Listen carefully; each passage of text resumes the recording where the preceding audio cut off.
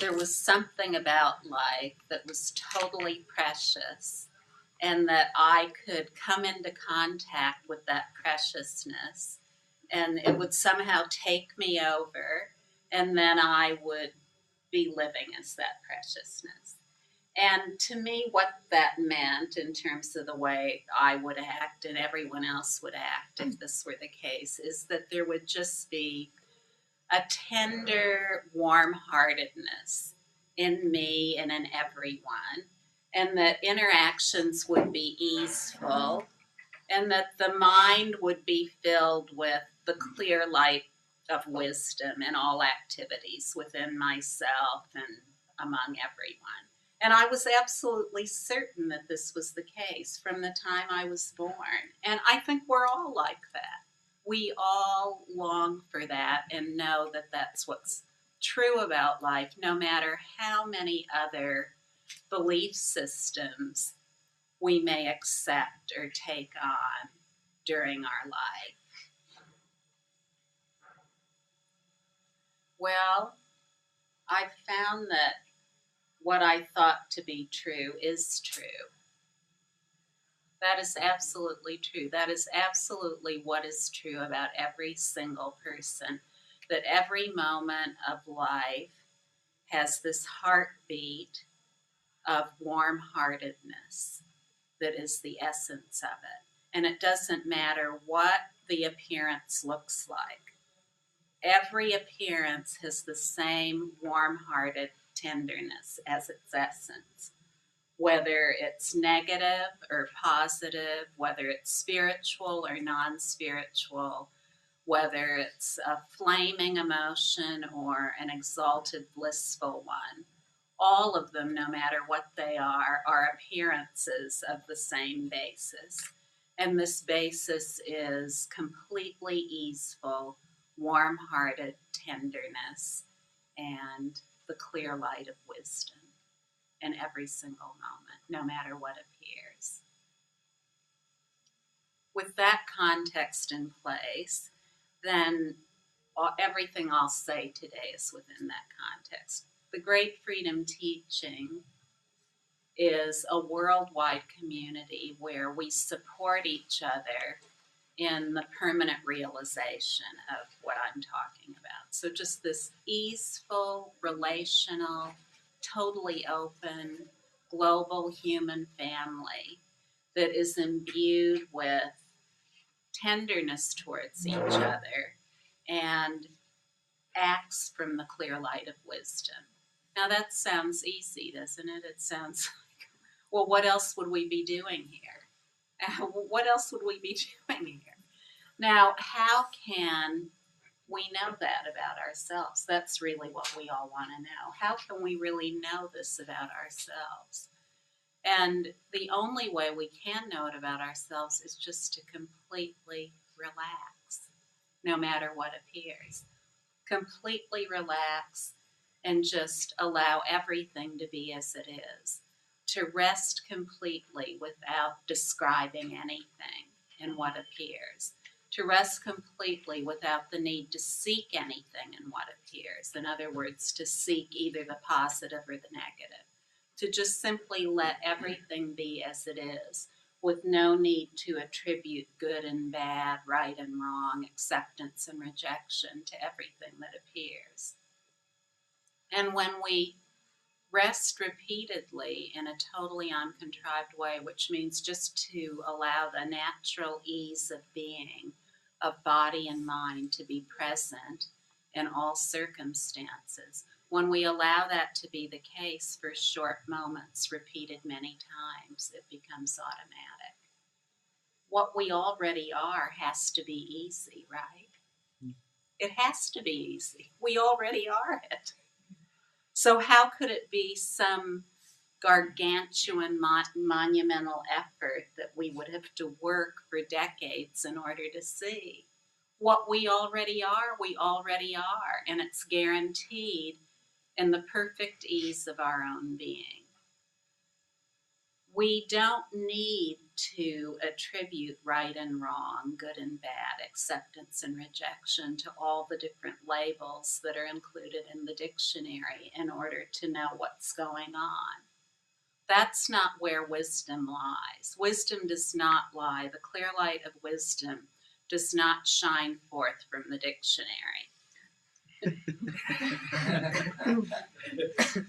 All these labels we've learned, what are they labels of? Well, they're labels of whatever they describe. But whatever is described has two aspects. It has the description, which is the vivid appearance, and it has its truly empty, spacious nature. So unless we know these two aspects of all appearances, it'll be impossible to be at ease. We'll constantly be plummeting for the next description to try to decide who we take ourselves to be. But when we just allow the ease of our being to be the case, then all these things that seem so difficult begin to shine with the light of tenderness and wisdom. And in the relaxation of our own being, we find perfect loving kindness and compassion for ourselves and what we've put ourselves through describing everything and looking at everything in terms of good and bad, right and wrong. And when that warmth of compassion and loving kindness for ourselves appears, we automatically see that what is so for us is so for everyone. So then we're no longer so hard on ourselves, and we're not hard on other people either. We see that nothing needs to change. Whatever the appearance is, it's an appearance of wisdom. Forever stainless, flawless wisdom is forever stainless, flawless wisdom, no matter what its appearance is. We can't know that by continuing to describe. The wisdom that is entirely beyond words and concepts, entirely beyond time and space, beyond causality, all these things that we have adopted as belief systems, that wisdom is so penetrating that it can clear up everything all at once within ourselves and in our relationships with other people, as well as for us as a species. So you see, what is good for us is good for everyone. If we're trying to examine and sort out our relationships based on all the belief systems we've learned, like psychology, and okay, as an example, we're going to decide about our relationship with our parents, and we're going to look at it through the filter of psychology. So that's how we're going to come to understand the true nature of our relationship with our parents. So we start to fiddle around with all these points of view that are appearing within the clear light of wisdom. And we pick up some points of view from one self-help book, then we pick up some points of view from another self-help book, and maybe we hear a video or watch a video and hear a CD, download an MP3, look up some things on the internet, and pretty soon we are sure we know why we're the way we are. We're feeling abandoned and at a loss all the time and afraid of relationships because of some fundamental error our parents made. That this is very popular today. And so we say, oh, it's because the caregivers, they did this, and then they did that, and then they did the other thing, and well, I ended up like this. Or maybe we might even look at other things like the church we went to or the religion we belonged to, the temple, the synagogue, whatever it was. And once we start to make the parents wrong, then pretty soon we're making everybody wrong.